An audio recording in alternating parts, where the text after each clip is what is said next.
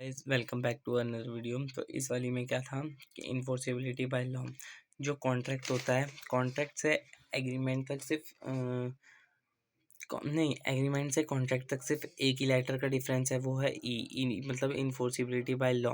अगर enforceability by law नहीं होगा, अगर कोई भी एक वैलिड कॉन्ट्रैक्ट है, मतलब कोई भी कॉन्ट्रैक्ट है और उसमें अगर बंदा राइट छोड़ के भाग जाता है, मतलब एक बंदा काम करता है अपना लेकिन दूसरा बंदा पैसे नहीं देता, तो इन्फोर्सिबिलिटी बाय लॉ का मतलब यह है कि वो उस बंदे को कोर्ट जो है घसीट के ला सकता है कि चल भी पैसे दे।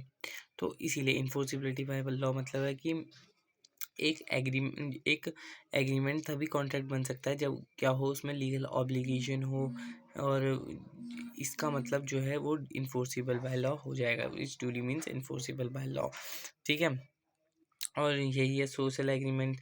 जैसे मैं हर बर्थडे पे अपने कंबल ध्यान देता था, पर इस बर्थडे पे मैंने नहीं दिया, तो हाँ, आश्रम वाले कोई केस नहीं कर सकते मेरे पास, क्योंकि ये एक सोशल एग्रीमेंट है। मैं अपनी इच्छा की वजह से दान दे रहा हूँ। और ऐसे ही इसमें हुआ था बालफर वर्सेस बालफर में। बालफर हस्बैंड ने कहा कि मैं जा रहा हूँ बाहर देश और मैं तुम्हें 5-5 लाख रुपए महीना दूंगा, 1 लाख रुपए जितने था, पर उसने नहीं दिया। तो ये भी उनका एक आपसी मामला है, सोशल वो है, तो कोर्ट ने मना कर दिया, लीगल रिलेशनशिप नहीं है।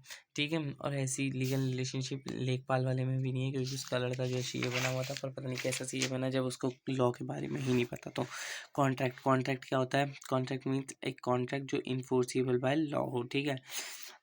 कॉन्ट्रैक्ट में जो है एक एग्रीमेंट में जब इन्फोर्सिबिलिटी का तड़का होता है तब वो कॉन्ट्रैक्ट होता है, जब एग्रीमेंट में इन्फोर्सिबिलिटी का तड़का होता है तब वो कॉन्ट्रैक्ट होता है।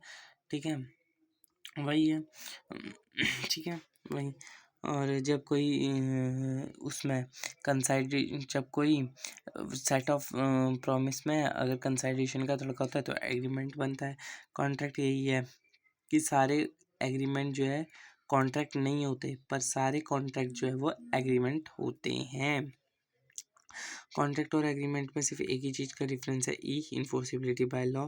ऑल एसेंशियल ऑफ वो कहते हैं अब एसेंशियल ऑफ वैलिड कॉन्ट्रैक्ट। मतलब देख, सेक्शन नंबर 10 सबसे पहली बात तो इसमें कुछ ऑब्वियस पॉइंट भी हैं, मतलब 10 पॉइंट है। ठीक है। और 10 पॉइंट है और कुछ कवर है और कुछ नहीं कवर है। ठीक है। 5 ऐसे हैं जो नहीं दे रखे इसमें। ठीक है। 5 कौन कौन से? 2 पार्टी है, लीगल रिलेशनशिप है, लीगल फॉर्मेलिटीज है, सर्टेनिटी है और पॉसिबिलिटी है। ठीक है। और इसमें जो है फ्री कंसेंट है, एग्रीमेंट है, कंसाइडेशन है और ऑब्जेक्ट और वो लॉफुल होनी चाहिए, ऑब्जेक्ट और कंसाइडेशन। और तीसरा not accessible to be void, void नहीं होना चाहिए। ठीक है। अब देख क्या होता है कि दो पार्टी होनी जरूरी है। ए पार्टी बी पार्टी एक बनाएगी, दूसरी उसे एक्सेप्ट करेगी।